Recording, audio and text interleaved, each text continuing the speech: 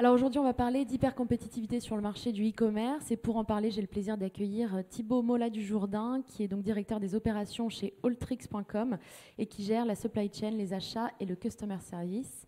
Et enfin, Gwenaël Robert, qui est directeur du e-commerce, du CRM et du service client chez Sushi Shop. Et on attend donc Lucas Guérini, qui est directeur du e-commerce chez Michel Travel Partners. Alors, tout d'abord, est-ce que vous pourriez commencer par définir un peu votre périmètre d'action chez Alltrix et chez Sushi Shop? Bonjour à tous.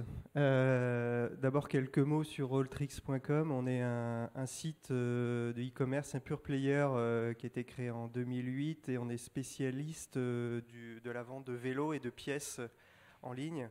On s'adresse aux passionnés. On a un catalogue de 60 000 références. On vend dans 70 pays et on est numéro 1 en France sur ce segment-là. Alors chez Alltrix, moi je m'occupe donc de la partie opération qui inclut la supply chain, les achats et le customer service. Voilà. Bonjour, donc moi c'est Gwenaël. Donc je travaille pour la société Sushi Shop. C'est une société qui fait aujourd'hui 180 millions d'euros de chiffre d'affaires en vendant des sushis, dont 80 millions en ligne. On est présent dans 9 pays aujourd'hui. On vend principalement en France, c'est 60% de notre chiffre d'affaires, et 40% international, principalement au UK, en Belgique, en Espagne et en Suisse. On a deux modes de mise à disposition de nos sushis à nos clients. Soit on fait de la livraison, c'est 50% de notre business, soit nos clients viennent à emporter dans nos points de vente. Voilà, donc moi mon rôle c'est toute la partie e-commerce, ça va de l'acquisition de trafic à toute l'animation du site en ligne, toute la partie CRM et du programme de fidélité et toute la relation client, le service client. Alors avant de commencer, quelques chiffres rapidement. Donc actuellement, on compte quelques 190 000 sites marchands actifs en France et selon la FEVAD, on devrait passer la barre des 200 000 en 2016. Pour vous donner un ordre d'idée, en 2009, on en comptait 64 000. 17,4 milliards d'euros, c'est le montant total du chiffre d'affaires généré par les e-commerçants français au second trimestre de l'année. Et donc, c'est en hausse de 15% par rapport à la même période en 2015. Donc, première question, Gwenaël et Thibaut, qu'est-ce qui fait que le marché du e-commerce est hyper compétitif ? Alors, il y a certainement beaucoup de raisons. Il y a quand même des choses qui se sont passées ces dernières années. À mon sens, c'est le fait que la technologie est devenue très accessible à chacun, ce qui n'était pas vrai il y a une dizaine d'années. Il y a une dizaine d'années, il y a une quinzaine d'années, c'était compliqué de faire un site internet, c'était compliqué de vendre en ligne.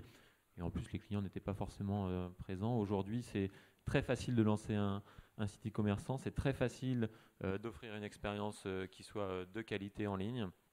Et du coup, on peut dire que aujourd'hui, n'importe qui peut vendre à n'importe quel client en ligne. Ça, c'est le premier point qui fait qu'aujourd'hui, il y a une explosion du nombre de sites internet et de places de marché en ligne.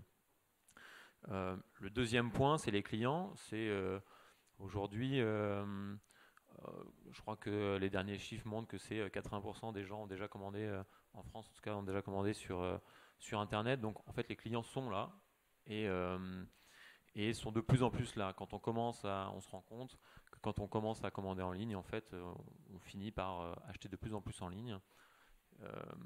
Et finalement, c'est aujourd'hui une promesse pour beaucoup d'e-commerçants que d'ouvrir une plateforme. Et le dernier point, c'est en ligne, les dés sont un peu rejetés. C'est-à-dire que ouvrir une boutique traditionnelle, c'était compliqué. En ligne, c'est beaucoup plus facile.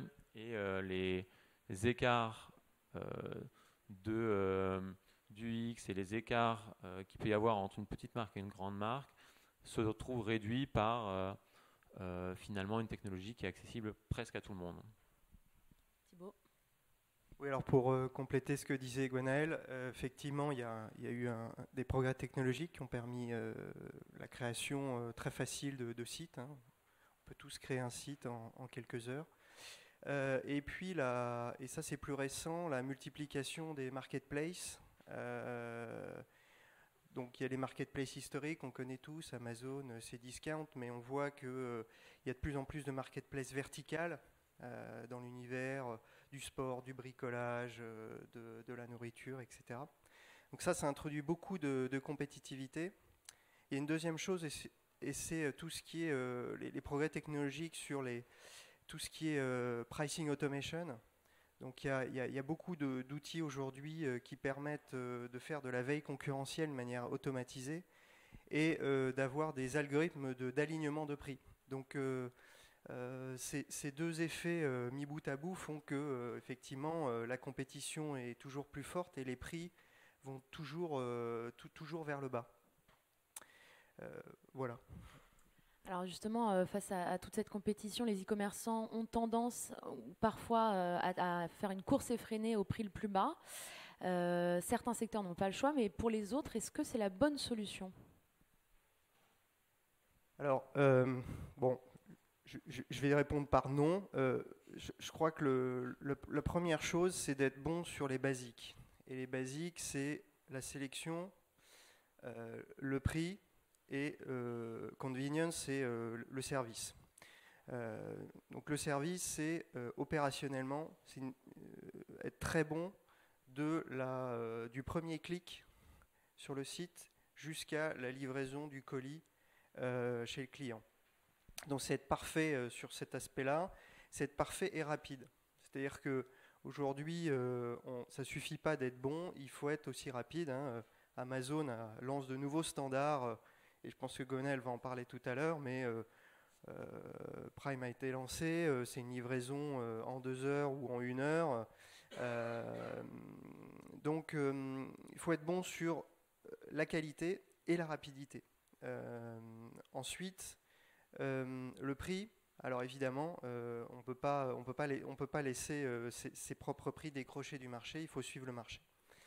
Et il y a un certain nombre d'outils qui permettent de suivre le marché, que j'ai évoqué juste avant. Et puis la sélection, la profondeur de la gamme. Ça ne suffit pas d'avoir une gamme très profonde, il faut aussi bien la merchandiser et être très bon en front sur les fiches produits. En tout cas, chez Alltrix, c'est ce qui fait la différence avec un Amazon ou un généraliste. On est capable de délivrer une qualité, une précision de fiches produits qu'Amazon ne sera pas capable de faire, tout simplement parce qu'ils n'ont pas les connaissances techniques et les compétences techniques associées à la pratique du vélo. Voilà, et puis ensuite, une fois qu'on a les basiques, il faut aller vers de l'automation. Et c'est une des solutions pour faire face à la concurrence. Gwenella, un petit mot sur la course au prix le plus bas. Alors, sur les prix, c'est... Aujourd'hui, quand on regarde un peu qu'est-ce qui fait la valeur des grandes entreprises telles que Amazon, Uber ou même Deliveroo sur mon secteur, c'est la course au client. C'est ce qui fait la valeur d'une société aujourd'hui, c'est le nombre de clients qu'elle a fois sa promesse de chiffre d'affaires futur. Et finalement, donc, tout le monde est dans une stratégie d'acquisition de clients et pour acquérir des clients aujourd'hui en ligne, il n'y a pas des milliards de façons pour ces gros acteurs. C'est le prix, et c'est des acteurs du coup qui rentrent souvent par ce biais-là. C'est l'expérience client, et l'expérience client, ça c'est un domaine où souvent ils sont bons, mais une marque peut se défendre.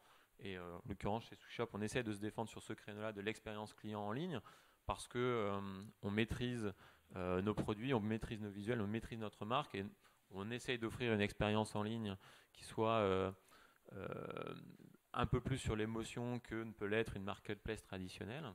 Et ça, c'est une façon de se battre. Maintenant, ce qui est sûr, c'est qu'aussi sur l'expérience en ligne, aujourd'hui, on n'arrive pas à reproduire en ligne les mêmes expériences qu'on arrive à produire en boutique. Quand on rentre dans une boutique Sushi Shop, on fait appel au visuel, on fait appel à l'odorat, on fait appel à l'ouïe, on fait appel à nos sens sur plusieurs aspects. quand on met en ligne notre site Sushi Shop, on fait appel essentiellement à la vue et on aplanit finalement pas mal l'expérience client. Et du coup, l'expérience client en ligne est différenciante par rapport à Amazon, mais pas autant que peut l'être une boutique. Ça, c'est un point. Une dernière façon de se battre, pas sur les prix, c'est d'offrir ce qu'une marketplace ne peut pas offrir. C'est tout ce qui va tourner autour de la fidélisation du client et autour du produit. On peut, quand on est une marque, on peut travailler sur des produits exceptionnels qui ne sont uniquement disponibles sur notre réseau. On peut travailler sur des expériences en boutique exceptionnelles, ce que ne peut pas faire finalement une marketplace. Donc ça, c'est une façon aujourd'hui pour les marques de se différencier et de ne pas rentrer sur la guerre du prix, parce que la guerre du prix est destructrice de valeur pour tout le monde. Et souvent, ces acteurs-là sont bien plus gros et mieux financés que nous, on peut l'être. Alors justement, tu viens de citer la fidélisation. Quels sont les autres leviers à disposition des marques pour exister dans cette pléthore d'offres et se différencier ?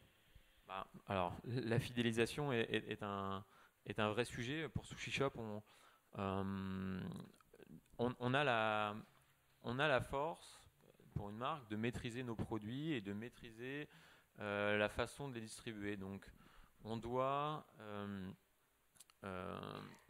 utiliser cette capacité pour se différencier des marketplaces.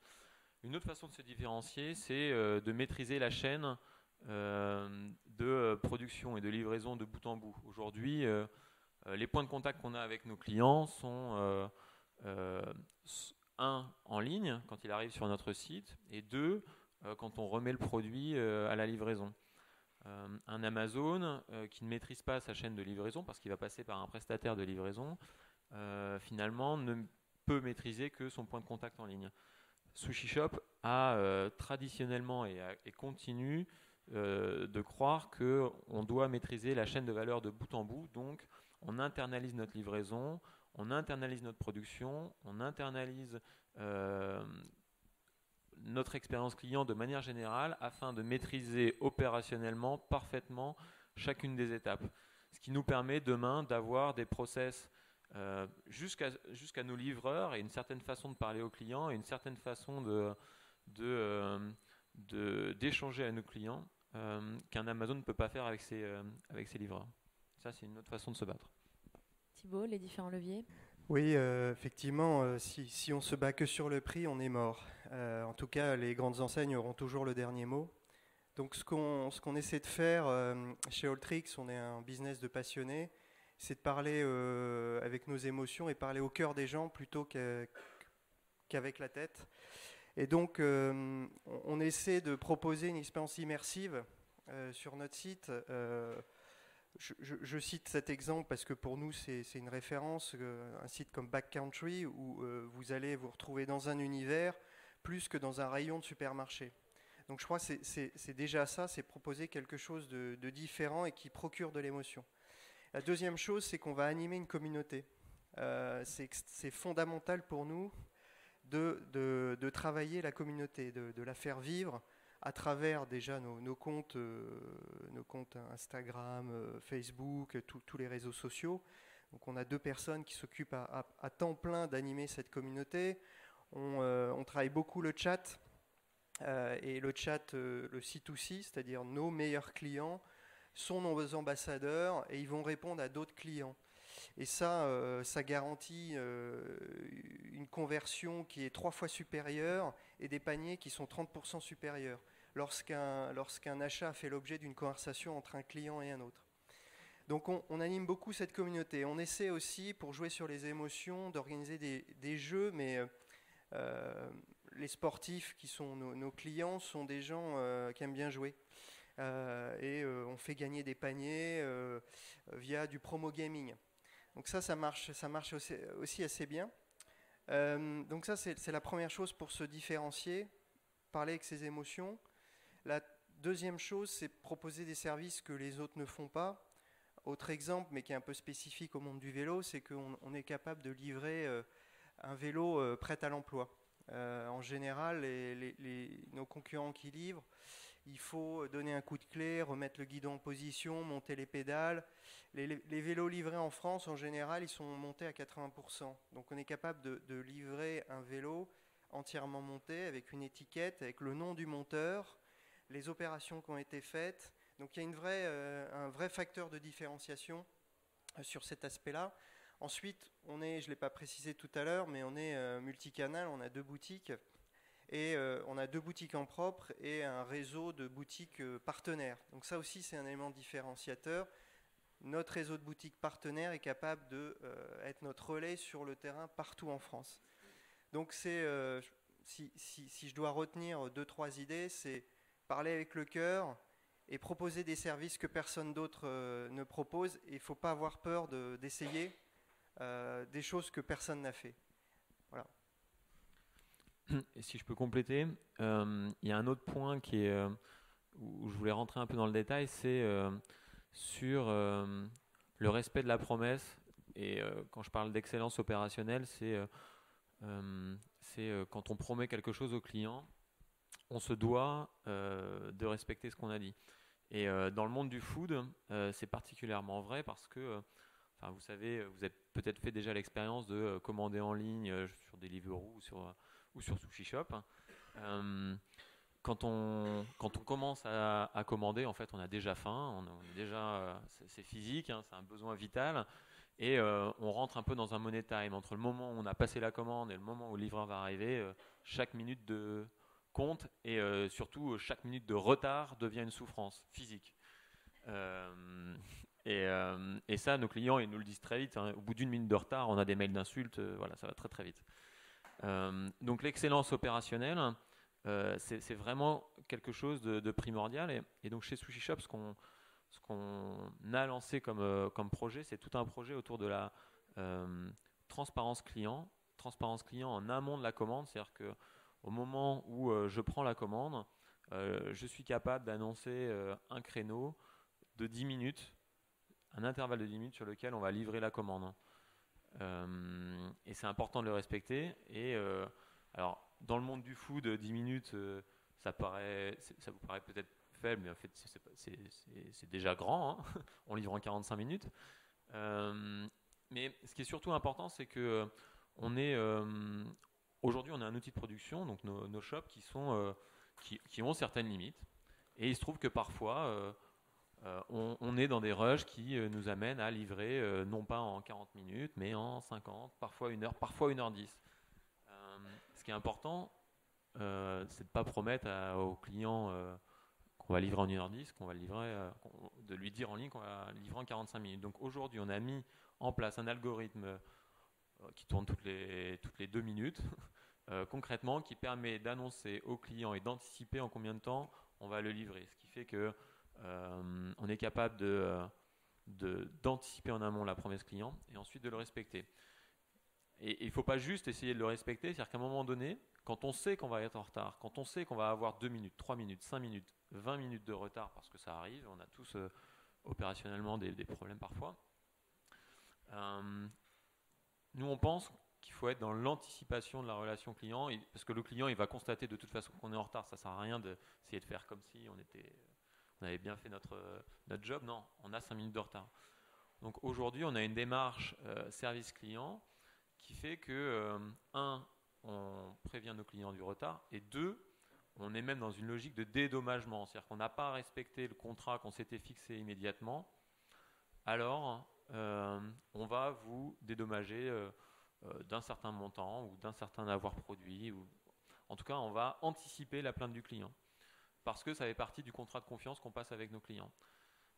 Ça, c'est quelque chose qui est très différenciant par rapport à d'autres acteurs. Et la promesse client, il n'y a qu'à prendre Uber, par exemple, on en parlait. Uber, je ne sais pas si vous avez déjà fait l'expérience, mais entre le moment où vous regardez et avant que vous ayez commandé, on vous dit qu'il y a un Uber qui va arriver dans 3 minutes, et le moment où vous commandez, en fait, il arrive dans 6 minutes ou 10 minutes, et puis en vrai, il met un quart d'heure. Donc, la différence entre la promesse et la réalité, ça c'est quelque chose qui est très frustrant pour le client, et je pense que c'est quelque chose qu'il faut vraiment travailler pour tout le monde. Donc la transparence. Alors on parlait tout à l'heure du... Vas-y Thibaut. Non, c'est juste, si tu as besoin de fiabiliser tes livraisons, on fait des très beaux vélos électriques chez Alltrix. Voilà. On parlait tout à l'heure du online et du offline. C'est vrai que de plus en plus d'acteurs cherchent à tenir debout sur leurs deux jambes avec une online, une offline et cherchent à avoir les deux. Est-ce que pour rester dans la course, maintenant, c'est obligatoire d'être présent sur les deux? Dans notre métier, oui. C'est indispensable. On ne peut pas juste être un pure player. Il faut qu'on soit présent sur le terrain. Donc, comme je l'expliquais avant, on a formalisé ça de deux manières. Des boutiques en propre qui nous permet de garantir l'expérience client Alltrix parce qu'on maîtrise tout. Le merchandising dans la boutique, la sélection, le service associé. D'ailleurs, en termes de différenciation, on est capable aussi de proposer dans nos boutiques ce qu'on appelle un système qui permet de définir le vélo parfait pour vous. Donc vous passez sur un banc de test, vous pédalez. Ce banc de test va permettre de définir quelle est la taille de cadre, la taille de roue, la selle parfaite pour vous. Donc ça, on n'est pas capable de le proposer en ligne, bien sûr, mais on est capable de le proposer en boutique. Donc ça, c'est la première chose. Et la deuxième chose, c'est un réseau de partenaires. Développer son propre réseau, ça demande beaucoup de moyens, beaucoup d'argent. Donc aujourd'hui, on ne le fait pas encore. On le fait via des partenaires avec qui on a lié un contrat très léger, très léger dans le sens où facile à mettre en œuvre. On s'est garanti que ces partenaires-là respectaient une charte et un minimum de prérequis. Le premier, c'est la capacité et avoir tous les diplômes requis pour être un réparateur de vélo. Ça, c'est la première chose. Puis surtout, ce qu'on a fait, c'est qu'on a interrogé nos clients qui étaient dans la zone de chalandise de cette personne pour savoir si cette personne était fiable. Et ça, c'est le meilleur moyen de fiabiliser un partenaire, c'est de s'adresser aux clients pour savoir ce qui vaut. Donc effectivement, pour nous, le multicanal, l'omnicanal est indispensable pour continuer notre développement dans le futur. Donc j'ai pas évoqué le mobile, mais bien évidemment, le mobile, et on en parle déjà depuis 2 ans, devient le canal le plus important. Je crois qu'en France, les statistiques disent que c'est à peu près 50% du trafic. En tout cas, on n'en est pas loin. Et ça change évidemment notre façon de faire du business, puisque quand on est avec son mobile, on n'achète pas de la même manière que si on est devant son ordinateur. Donc ça nécessite d'être très efficace dans le merchandising, d'avoir un tunnel de conversion extrêmement efficace aussi, avec peu de clics. Voilà, donc ça remet en cause beaucoup de choses. Nous, on ne peut pas dire qu'on est les meilleurs là-dessus, mais bon, on a su se doter d'outils, un site responsive, un certain nombre d'outils qui permettent de faciliter la conversion sur le mobile. Donc, je confirme, le multicanal est un élément, une voie indispensable pour progresser chez Alltrix. Alors c'est marrant parce qu'on fait le chemin inverse avec Sushi Shop, c'est-à-dire que nous on est parti d'un réseau de boutiques physiques et finalement il y a 8 ans on a décidé d'ouvrir la prise de commande sur Internet. Bon, en fait on fait exactement le chemin inverse dans le sens où donc aujourd'hui en France on est rendu à 50% de nos ventes qui passent par le canal Internet. Et finalement, notre ambition, c'est que 100% de nos ventes passent par le canal Internet. Et pourquoi ? Parce que, pour des milliers de raisons. La première raison, c'est que on a des paniers plus élevés sur Internet qu'en boutique ou que par téléphone. Parce que l'expérience sur Internet est globalement meilleure pour nos clients. En boutique, finalement, on se rend compte, a posteriori, que l'expérience qu'on propose à nos clients en boutique et ce que font nos équipiers en boutique finalement est moins bonne que ce qu'on peut proposer en ligne parce que c'est des personnes qui sont dans le rush. Je ne sais pas si vous êtes déjà rentré dans une boutique de sushi shop, mais c'est une usine, hein, ça va très très vite, tout est standardisé, tout va très vite et finalement le client il est là mais on lui demande très vite de choisir ce qu'il veut et il n'a pas beaucoup de temps sur Internet, il a le temps. Et au final, on a 15 à 20% d'écart entre le panier Internet et le panier boutique ou le panier téléphone, ce qui est contre-intuitif. Deuxième chose, c'est nous, on a tout intérêt dans l'expérience du client à ce que même 10 minutes ou un quart d'heure avant de venir en boutique, s'il vient en boutique, c'est qu'il passe par Internet. Il nous passe la commande, on a 10 minutes, un quart d'heure pour préparer la commande, il arrive, il prend son sac, il s'en va, l'expérience client, elle est sans couture. Et le dernier point, c'est que toute commande passée par Internet, c'est des gains de productivité en boutique parce qu'on n'a pas besoin de ressaisir la commande, tout est derrière automatisé, descend dans les cuisines pour être préparé. Donc on fait vraiment le chemin inverse. On a comme ambition d'arriver à 100% de commandes qui passent par le canal. Comment est-ce que vous gérez chez Sushi Shop l'arrivée de nouveaux acteurs comme Uber Eats, Deliveroo, Foodora Qu'est-ce que vous en faites? Qu'est-ce qu'on en fait on n'en fait pas grand-chose. Non, on en fait. C'est très. Le marché du food delivery, globalement, c'est un marché qui a explosé ces 3 dernières années, et même cette dernière année, avec l'arrivée d'acteurs comme Uber Eats, Deliveroo, Foodora. Vous avez dû voir arriver une armada de vélos qui se baladent dans Paris cette dernière année. Pour nous, c'est un énorme risque au départ parce que finalement, ils viennent rendre accessibles certains restaurants en livraison qui avant n'étaient pas accessibles. Donc avant, globalement, il y avait 2 modes, 2 produits qu'on pouvait se faire livrer pour manger, c'était les sushis et les pizzas. Bon, maintenant, ces acteurs-là ont démocratisé la diversité des restaurants.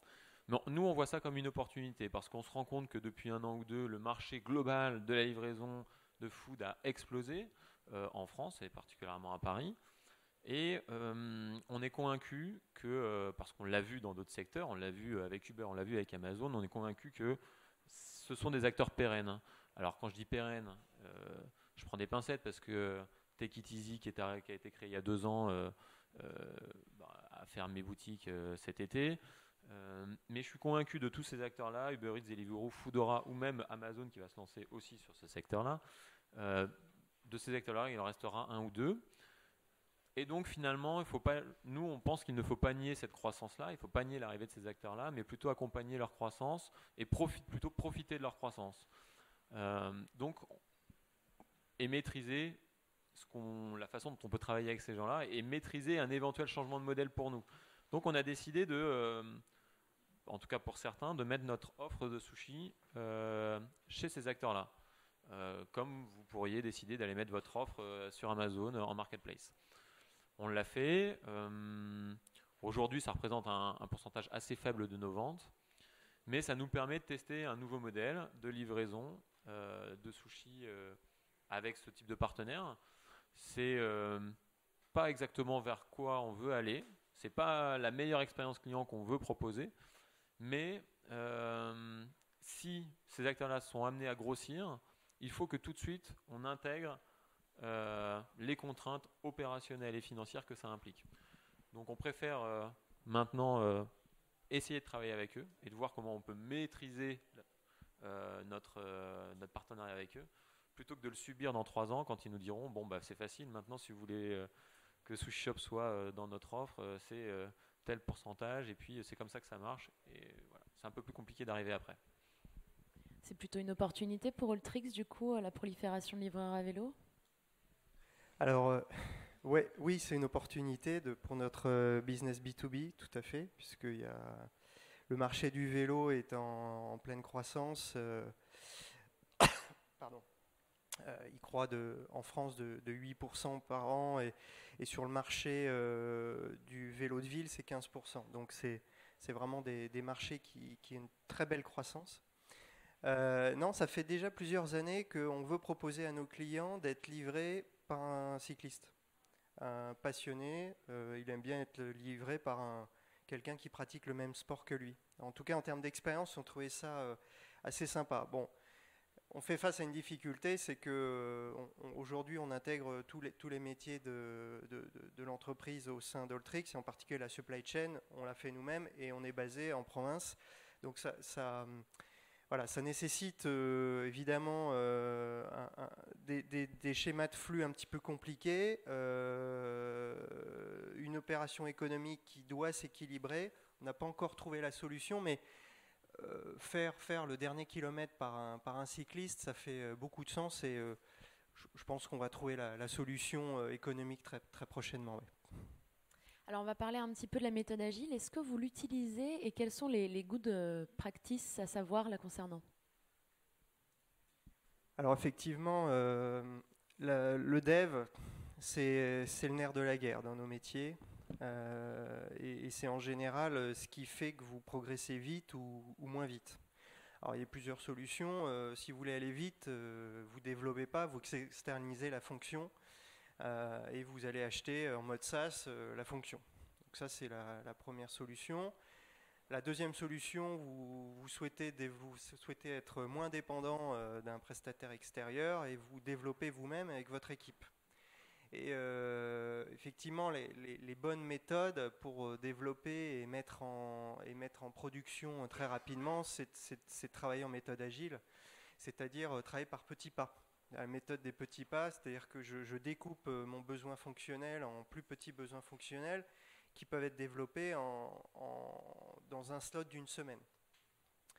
Et ça vous permet de tout de suite avoir des gains, d'avoir des quick wins, d'utiliser la méthode agile. Si vous, dans nos métiers, si vous ne travaillez pas comme ça, vous mettez en production dans des délais trop longs, et puis surtout, vous mettez pas dans un mode où les gens travaillent par petites touches et améliorent petit à petit les choses. Et vous rentrez dans un tunnel où vous ne savez pas quand vous allez en sortir. Donc c'est absolument fondamental pour nous, en tout cas chez Alltrix, de travailler de cette manière-là. Chez SushiShop, on travaille aussi de cette manière-là. C'est beaucoup plus facile. En fait, je vais vous donner un exemple. On a prévu de changer de site fin novembre. Dans ce changement de site, globalement, on refait le front. On embarque 5 nouvelles fonctionnalités. Il se trouve que c'est hyper dangereux en tout cas de sortir un nouveau site et en plus rajouter des fonctionnalités parce qu'on ne sait pas si ça va bien se passer. C'est prendre beaucoup de risques. Donc en fait, on a déjà livré 3 des fonctionnalités sur notre ancien site qui sont là, qu'on teste, qui sont même en A/B test sur une partie de nos clients et elles sont déjà livrées, donc on a déjà les écueils, on est déjà en train de les corriger, ce qui nous permettra le jour de la sortie de notre front de ne gérer que la partie, on va dire, expérience utilisateur, mais tout le fonctionnel a déjà été livré en amont, déjà été testé. Et c'est beaucoup plus rassurant, on prend beaucoup moins de risques le jour où on appuie sur le bouton, quoi. Alors, on va parler un petit peu de la diversification des sources de revenus. Quelles sont les différentes options qui s'offrent aux e-commerçants pour diversifier leurs revenus? Alors, nous, chez Alltrix, on a plusieurs pistes. La première, c'est le lancement d'une marketplace verticale qui s'adresse aux passionnés de vélo et de course à pied, puisqu'on s'adresse aussi aux triathlètes. Et donc ça, c'est un projet qui verra le jour en début d'année prochaine. Pour nous, c'est fondamental, parce que le modèle marketplace, déjà, il y a une vraie complexité, c'est comment maintenir l'expérience utilisateur en confiant la logistique à des tiers qu'on ne connaît pas. Donc ça, c'est une première chose, c'est bien sélectionner et bien caster les vendeurs, les professionnels qui vont rendre chez vous. Ça, c'est le premier point. Ensuite, le deuxième point, c'est que le système de marketplace, en tout cas en ce qui nous concerne, est hyper vertueux parce que vous allez avoir plus de sélection. Plus de sélection va donc plus de sellers, plus de sélection, vous en avez plus de trafic, plus de ventes, etc. Donc ça, c'est fondamental pour nous de continuer à croître notre trafic de cette manière-là et augmenter nos marges aussi de cette façon-là. Ça, c'est la première source de revenus. Deuxième, c'est de travailler davantage avec les professionnels. On l'a souligné tout à l'heure, donc l'explosion des logisticiens du dernier kilomètre, en particulier à vélo, sont des vraies sources de revenus supplémentaires. Et bon, je ne peux pas en parler tout de suite, mais on travaille déjà avec effectivement des spécialistes du dernier kilomètre. Et on est capable de faire du sur-mesure, du vélo sur-mesure, aux couleurs de la société. On peut même faire des tenues, des sacs à dos, des sacoches à ces couleurs-là. Donc on peut faire beaucoup de choses. Donc c'est développer le segment B2B sur ce point-là. Et puis sur tous les professionnels du vélo, les moniteurs, et on a un site dédié B2B, donc ça c'est aussi une autre source de revenus. Et puis peut-être continuer notre développement sur le brick and mortar. On a 2 boutiques. Peut-être que demain, enfin, on a régulièrement des appels de professionnels qui nous disent j'aimerais ouvrir une boutique sous enseigne Alltrix, comment je fais? Et donc déjà, quand on a des appels rentrants comme ça, c'est rassurant, se dire on a une marque qui commence à être connue, à peser, et puis ça donne des idées sur la suite. Voilà. Alors chez Sushi Shop, on est en train de trouver de nouvelles sources de revenus en allant chercher des clients qu'aujourd'hui on ne touche pas. Aujourd'hui, on est présent dans toutes les plus grandes villes de plus de 100 000 habitants. Et là, on est en train d'ouvrir des corners en supermarché dans les zones un peu moins denses. Donc, on a ouvert très récemment 5 corners dans des hypermarchés type Leclerc, Carrefour. Voilà, on travaille avec les grandes enseignes. Et on espère en ouvrir beaucoup l'année prochaine. C'est un secteur qui est déjà en fait où il y a déjà des acteurs présents, des acteurs dont les marques sont pas très connues, et on pense que avec la marque Sushi Shop, on a un vrai atout pour aller toucher ces clients-là où ils sont. Dernière question, est-ce qu'aujourd'hui on est obligé de monétiser son audience pour développer son activité? Alors, pour ce qui me concerne, je dirais non. Dans le sens où l'audience et l'information, la data client, aujourd'hui, c'est l'asset d'une boîte. En tout cas, pour Sushi Shop, c'est notre asset. Et c'est ce qui fait une partie de la valeur de la société. Donc, alors, un asset, évidemment, on peut le vendre. Nous, on pense qu'on a plutôt intérêt à l'utiliser pour mieux fidéliser nos clients, mieux connaître nos clients et faire en sorte qu'ils viennent consommer plus chez nous. Et on a plus intérêt à faire ça que d'aller vendre cette information à d'autres. Et chez Alltrix? Oui, et on l'a fait assez tôt parce qu'on a une audience hyper qualifiée qui peut intéresser les grandes marques. Et donc, ça fait déjà 2-3 ans qu'on a une offre média dans laquelle on valorise les espaces sur notre site. Alors à partir de quel trafic vous pouvez proposer une offre média, je ne sais pas, mais nous on l'a fait alors qu'on n'avait pas encore 2 millions de visiteurs par mois. Donc vous pouvez le faire assez rapidement. Ce qui se passe, c'est que vos marques avec lesquelles vous travaillez déjà vont plutôt vous dire ah ben non, plutôt que vous donner du cash pour avoir une homepage, je vais vous faire une ristourne supplémentaire, une remise de fin d'année. Donc ça se troque comme ça. Mais ça a tout de suite assez bien marché. Voilà, vous faites un shop-in-shop pour moi, je m'appelle Nike, et puis en échange, je vous donne X points de remise supplémentaires. Voilà, donc faut pas hésiter à être assez créatif, et puis surtout mettre en avant vos spécificités. Nous, comme notre base est ultra qualifiée, on est capable d'afficher des bannières à des spécialistes du VTT ou à des passionnés de course à pied. Voilà, je crois qu'il faut jouer là-dessus. Il nous reste 3 minutes pour des questions, si quelqu'un a une question à poser. Et sinon, merci beaucoup. Merci à tous les deux d'avoir participé à ce panel. Merci. Et on va pouvoir aller au keynote.